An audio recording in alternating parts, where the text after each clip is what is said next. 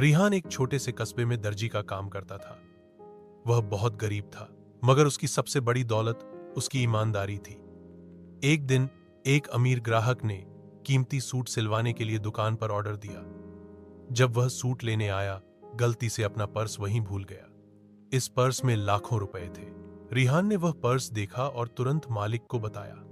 मालिक ने कहा, इतनी रकम मिली है, रख लो, कौन वापस आता है? लेकिन रिहान ने सख्ती से इनकार किया।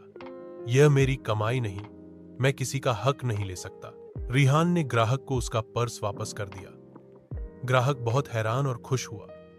अगले दिन वह वापस आया और कहा, रेहान, तुम जैसे लोग दुनिया में कम हैं।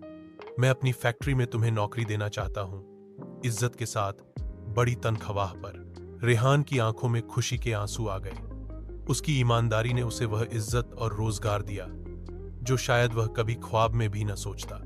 नैतिक सबक: ईमानदारी जब फायदा नहीं देती, मगर आखिरकार अल्लाह बेहतरीन बदला देता है।